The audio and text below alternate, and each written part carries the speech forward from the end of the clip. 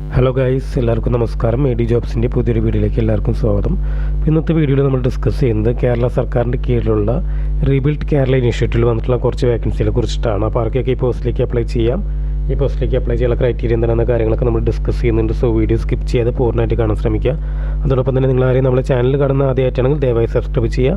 നോട്ടിഫിക്കേഷനൊക്കെ ലഭിക്കാൻ വേണ്ടി തൊട്ടടുത്തുള്ള ബെൽ ബട്ടൺ കൂടി ഒന്ന് ക്ലിക്ക് ചെയ്യുക. അപ്പോൾ നമുക്ക് നോട്ടിഫിക്കേഷനൊക്കെ ഒന്ന് വായിച്ച് നോക്കാം. Advertisement number RK/CMD/2/2022. നോട്ടിഫിക്കേഷൻ ഇറങ്ങിയിട്ടുള്ളത് 13/4/2022 വഴിയാണ്. ഈ പറയാൻ പോകുന്ന പോസ്റ്റിലേക്ക് നമ്മൾ ഓൺലൈൻ വഴിയാണ് അപേക്ഷിക്കേണ്ടത്. Centre for management development Trivandrum വഴിയാണ്. അപ്പോൾ അതിൻ്റെ ഒഫീഷ്യൽ വെബ്സൈറ്റ് ഇവിടെ കൊടുത്തിട്ടുണ്ട്. www.cmdkerala.net വഴിയാണ് നമ്മൾ അപേക്ഷിക്കേണ്ടത്. ഈ പോസ്റ്റിലേക്കൊക്കെ അപേക്ഷിക്കാനുള്ള ആപ്ലിക്കേഷൻ സ്റ്റാർട്ട് ഡേറ്റ് പറഞ്ഞത് 13/4/2022 9 മണിയാണ്. ലാസ്റ്റ് ഡേറ്റ് ഓഫ് ആപ്ലിക്കേഷൻ 27/4/2022 5 മണിയാണ്. ഏകദേശം 3 ദിവസമേ പെൻഡിങ് ഉള്ളൂ. തൊട്ട് താഴെ ടേബിളർ കോളം കാണാം. അപ്പോൾ അവിടെ സീരിയൽ നമ്പർ, ഏതൊക്കെ പോസ്റ്റിലേക്കാണ് പറഞ്ഞിട്ടുള്ളത്, ക്വാളിഫിക്കേഷൻ പറഞ്ഞിട്ടുണ്ട്, എത്ര വേക്കൻസി ഉണ്ടെന്ന് പറഞ്ഞിട്ടുണ്ട്, ഏജ് ലിമിറ്റ് പറഞ്ഞിട്ടുണ്ട്, പേയ്മെൻറ്റ് സ്കെയിൽ പറഞ്ഞിട്ടുണ്ട്. അപ്പോൾ ആദ്യത്തെ വേക്കൻസി IT ഓഫീസർ എന്ന പോസ്റ്റിലേക്കാണ് വരുന്നത്. ഒരു വേക്കൻസിയാണുള്ളത്. പ്ലേസ്മെൻറ്റ് വരുന്നത് തിരുവനന്തപുരമാണ്. തിരുവനന്തപുരത്തുള്ളവർക്കാണ് പ്രിഫറൻസ് പറഞ്ഞിട്ടുള്ളത്. ക്വാളിഫിക്കേഷൻ Mtech അല്ലെങ്കിൽ ME അല്ലെങ്കിൽ Btech അല്ലെങ്കിൽ BE, MCA, MSc ആണ്. കമ്പ്യൂട്ടർ സയൻസ് ആണ് വേക്കൻസി ക്വാളിഫിക്കേഷൻ പറഞ്ഞിട്ടുള്ളത്. ഏജ് ലിമിറ്റ് 30 വയസ്സാണ്. പേയ്മെൻറ്റ് 32,560 രൂപയാണ് പേയ്മെൻറ്റ് സ്കെയിൽ പറഞ്ഞിട്ടുള്ളത്.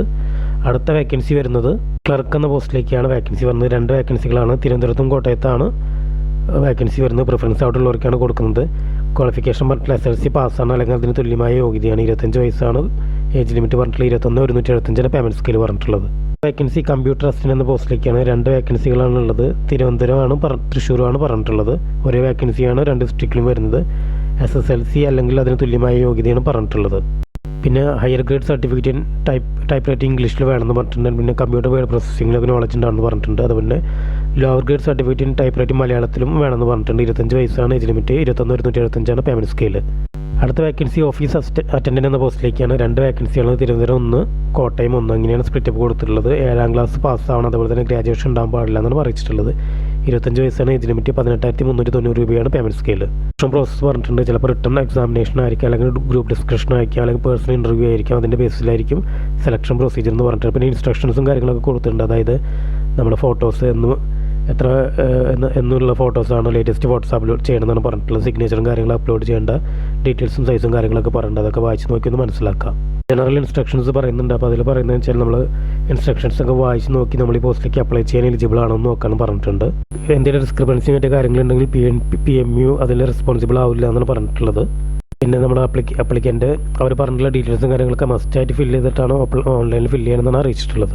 കംപ്ലീറ്റ് ആപ്ലിക്കേഷനൊക്കെ ഉണ്ടെങ്കിൽ റിജക്റ്റ് ചെയ്യും. അതുപോലെ ഡിലേ ആയി വരുന്ന ആപ്ലിക്കേഷൻസ് ഒക്കെ ഉണ്ടെങ്കിൽ റിജക്റ്റ് ആവുമെന്ന് അറിയിച്ചിട്ടുണ്ട്. തെറ്റായ ഡീറ്റെയിൽസും കാര്യങ്ങളൊക്കെ പ്രൊവൈഡ് ചെയ്താലും അതൊക്കെ റിജക്റ്റ് ചെയ്ത് പോകുന്നതാണ് പറഞ്ഞിട്ടുള്ളത്. പ്രൊജക്ട് മാനേജ്മെൻറ്റിന് ഈ പറയുന്ന അഡ്വർടൈസ്മെൻറ്റ് അത് ഫില്ല് ചെയ്യാതിരിക്കാനുള്ള അധികാരം ഉണ്ടെന്ന് അറിയിച്ചിട്ടുണ്ട്. പിന്നെ അപ്ലൈ ചെയ്യുന്ന ആൾക്കാർക്ക് വാലിഡ് ആയിട്ടുള്ള ഇമെയിൽ ID മൊബൈലൊക്കെ വേണമെന്നാണ് പറഞ്ഞിട്ടുള്ളത്. കാരണം വെച്ചാൽ നമുക്ക് ഇൻ്റർവ്യൂ കാര്യങ്ങളുണ്ടെങ്കിൽ നമ്മളെയും ഇമെയിൽ IDക്ക് ആയിരിക്കും ഡീറ്റെയിൽസ് ഫോർവേഡ് ചെയ്യുക, അല്ലെങ്കിൽ മൊബൈലിലേക്ക് ആയിരിക്കും കോൾ വരിക. അപ്പോൾ അതൊക്കെ പ്രോപ്പർ ആയിരിക്കും എന്നാണ് അറിയിച്ചിട്ടുള്ളത്. അപ്പോൾ ഈ പറഞ്ഞ കാര്യങ്ങളൊക്കെ ഒന്ന് വായിച്ച് നോക്കി മനസ്സിലാക്കി അപ്ലൈ ചെയ്യാൻ ശ്രമിക്കുക. അപ്പോൾ ഇന്നത്തെ വീഡിയോ എല്ലാവർക്കും ഇഷ്ടപ്പെട്ടെന്ന് വീഡിയോ ഇഷ്ടപ്പെട്ടാൽ ലൈക്ക് ചെയ്യുക, കമൻറ്റ്സ് പോസ്റ്റ് ചെയ്യുക, ഷെയർ ചെയ്തോടൊപ്പം നമ്മുടെ ചാനൽ സബ്സ്ക്രൈബ് ചെയ്യുക. ഇന്നത്തെ വീഡിയോ കണ്ട എല്ലാ കൂട്ടുകാർക്കും നന്ദി.